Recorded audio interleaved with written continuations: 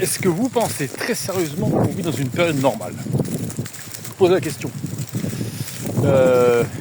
Bon, moi je suis français, je vais vous dire un truc, on vit dans une période complètement dingue. Alors il y a beaucoup de gens qui se plaignent en France, qui se plaignent que finalement les intérêts de l'argent ont pris le pouvoir, qui se plaignent que finalement la démocratie n'existe plus, qui se sont fait tromper, flouer, rouler, qui se plaignent que les délinquants font ce qu'ils veulent en France, c'est une véritable anarchie, qui se plaignent que tout finalement va contre les citoyens. Donc en gros, qu'est-ce que la République? La République est une arnaque. Et c'est pas seulement en France, mais c'est aussi partout dans toutes les grandes démocraties. On se rend compte que finalement, les citoyens se font arnaquer en beauté, se font plumer avec les impôts. Donc ce que je voulais vous dire, c'est qu'il faut éviter, quand on est chrétien, d'être nationaliste. Je vais vous expliquer pourquoi. Vous savez, quand vous lisez la Bible, il y a un certain nombre de prophéties qui annoncent notamment la chute. Je vais vous donner deux exemples qui sont très, très clairs. La chute de Jérusalem d'une part et la chute de Babylone d'autre part. Donc la chute de ces deux villes, ouais c'est ça, avait été annoncée parce qu'effectivement l'une et l'autre avaient péché contre Dieu. Donc Babylone avait péché contre Dieu puisqu'ils avaient déporté le peuple de Dieu, ils avaient commis un acte d'offense vis-à-vis de Dieu. Et Jérusalem avait aussi péché contre Dieu parce qu'ils avaient rejeté Jésus. Alors que Jésus n'a pas été rejeté par toute la population de Jérusalem. Mais personne à Jérusalem ne s'est levé pour aller le sauver. Donc, quand vous ne faites rien, vous êtes complice. Donc, de ce fait, ces deux villes ont été rasées, exterminées, détruites. Comme Jésus l'avait annoncé, il n'est pas resté pierre sur pierre du temple de l'époque. Alors, de nos jours, ce qu'il faut comprendre. Bon, par exemple, dans le cas de la France, il faut savoir que la France, pendant la Révolution française, disait que l'homme était plus intelligent que Dieu. Et qu'il fallait croire en l'homme et non pas croire en Dieu. Il fallait croire en la raison. C'est ça, hein. Dites-moi si je me trompe. Il faut savoir que la République française offensait Dieu dès le départ, a insulté Dieu, et aussi a fait des persécutions et a du sang sur les mains. C'est-à-dire que la République française, pour exister, a jugé bon d'aller massacrer 250 000 Vendéens pendant les guerres de Vendée.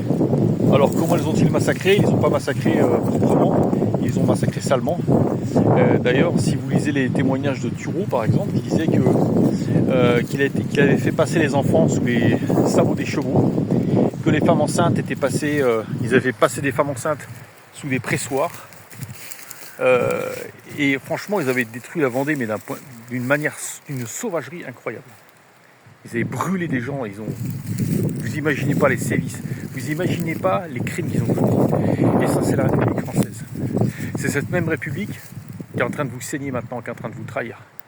D'accord? Ils ont commencé comme ça, offenser Dieu, ils ont persécuté les chrétiens et maintenant ils vous persécutent vous. Faut pas vous imaginer que c'est des gens bien. Donc ce que je vous recommande de faire, si vous êtes toujours avec moi, félicitations.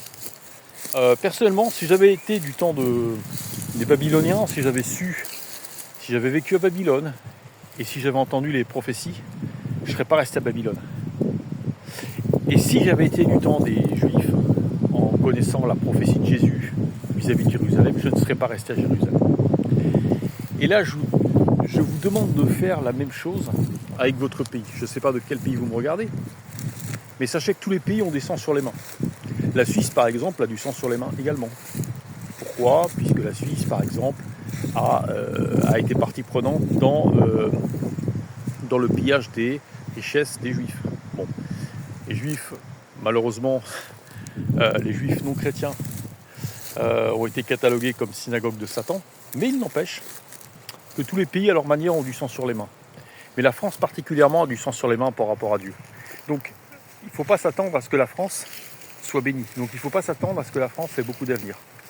D'accord? Donc, soit, si vous pouvez partir. Si vous ne pouvez pas partir, il faut vous désolidariser de cette histoire. Pas vous désolidariser de votre pays, ni vous vous désolidarisez être désinvolte avec vos compatriotes, mais c'est dire à Dieu que vous n'êtes pas d'accord avec cette partie de l'histoire, que vous n'êtes pas partie prenante là-dedans, que vous n'êtes pas solidaire, que vous n'êtes pas fier de cette histoire. Parce que la France aussi, en Afrique, après je ne vais pas faire de démagogie ici, je pense qu'il y a beaucoup de mes abonnés qui sont africains. Je vais pas. Ce que je critique avec la France, c'est qu'ils ont utilisé la religion et les missionnaires pour justifier leur présence en Afrique. Ils ont commencé par envoyer les missionnaires et puis ensuite ils ont annoncé des belles choses. Puis après ça, ils sont arrivés, ils sont installés, ils ont pris les pays.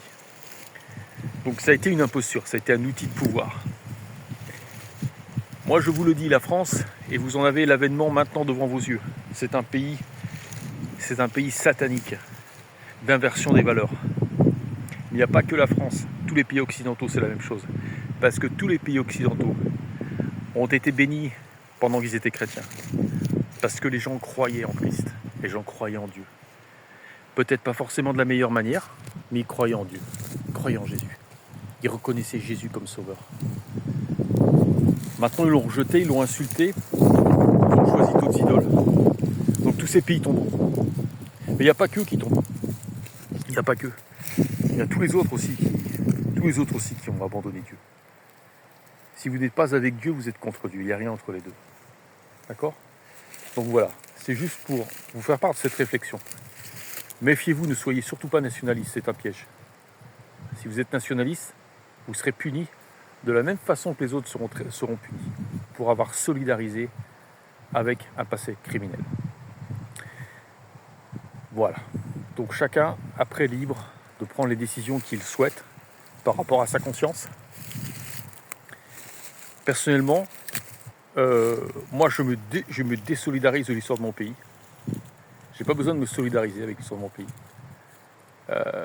Toutes les civilisations sans exception ont fini par disparaître, donc je ne vais pas tomber dans le panneau. Les choses ne vont pas changer. Et tout finira par s'écrouler un jour. Et ce qui restera, ça sera Dieu. Même ceux qui se moquent de Dieu et qui disent que Dieu n'existe pas, vous verrez. J'espère que votre raison vous tiendra debout toute la vie. J'espère que vous vous effondrerez pas sur vous-même.